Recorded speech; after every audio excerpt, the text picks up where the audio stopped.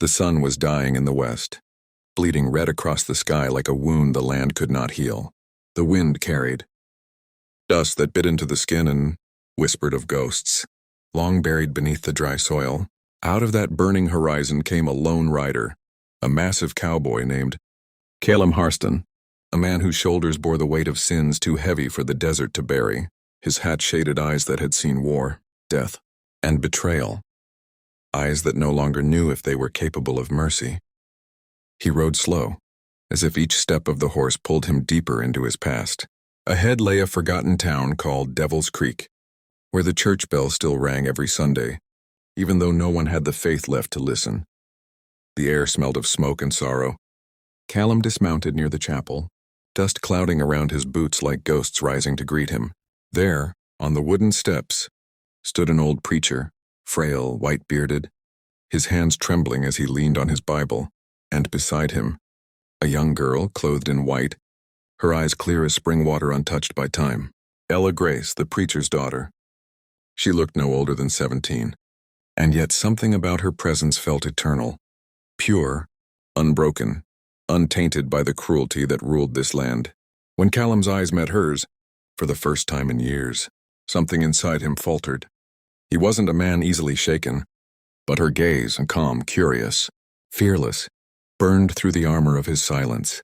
The preacher spoke first, his voice dry and cautious. "You're not welcome here, stranger." Calem gave a faint smile, the kind that never reached his eyes. "Didn't come for welcome, preacher," he said. "Came for forgiveness, if such a thing still lives here." The old man's eyes narrowed. Forgiveness was a word this town had long forgotten, but Ella stepped forward before her father could reply, her voice soft yet unwavering. "If you came to pray, the door's open." There was no fear in her, only a light that made Calem's chest ache, a reminder of all he had lost and all he could never be again. He followed her into the church, the air cool and heavy with the scent of old wood and candle smoke. Every creak of the floorboards echoed like a heartbeat. He removed his hat and knelt, but his lips could not form a prayer. The silence between them was thick, the kind that strips a man bare. Ella watched him quietly, sensing the storm beneath his calm. "You look like someone who's been running a long time," she said softly. Calem's jaw tightened. "I ain't running, miss. Just looking for a place where the past stops following." She smiled faintly. "Then you came to the wrong town. The past lives here." Her words hit him harder than a bullet. He looked up, and for a fleeting moment, he saw something, a reflection of the man he once was in her innocent eyes.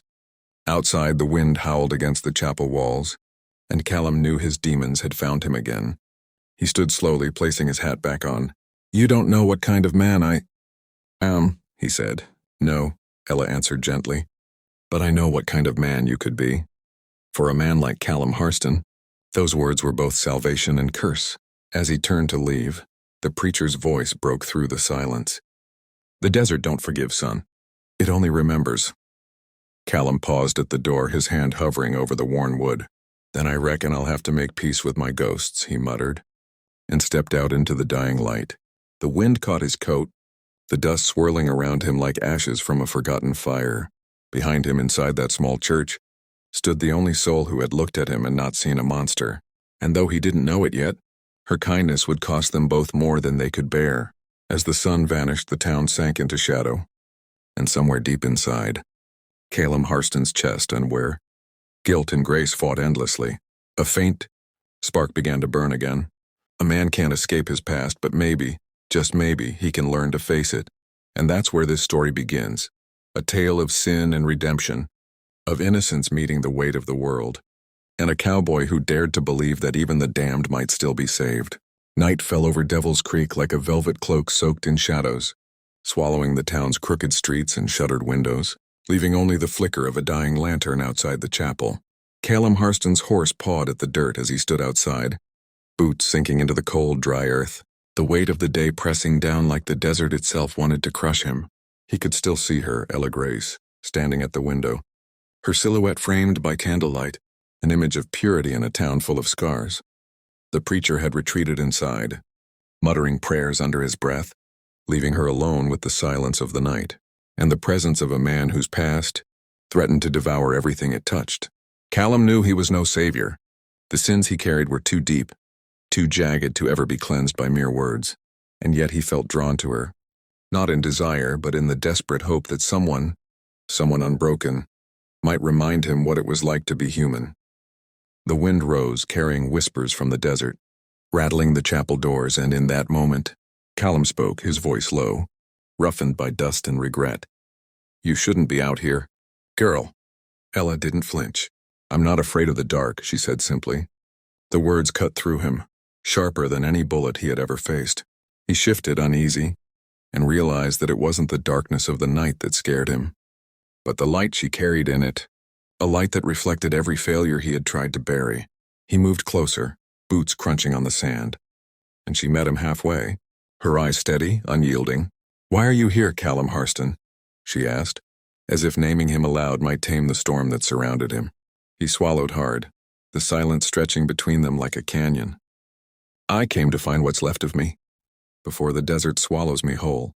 She studied him, head tilted slightly, and for the first time, he saw not pity, not judgment, but a recognition of struggle, a mirror of the loneliness that had haunted her own sheltered life. The wind shifted, and for a brief second the world held its breath. "We all have ghosts," she said, stepping closer, the floorboards creaking beneath her soft feet. "Some of us run, some of us hide, some of us fight. What will you do?" Calem's jaw tightened. Fighting had only brought blood. Running had only brought regret. Yet here, in the quiet of her presence, he considered a path he had long forgotten, one of redemption, or at least reckoning. "I don't know," he admitted. The honesty was bitter on his tongue, yet liberating. Ella nodded, as if understanding more than words could ever convey. Outside, the desert howled, a chorus of lost souls and unfinished stories. Yet inside that small chapel, a fragile truce was forming, not between good and evil, but between two weary spirits seeking a fragment of peace.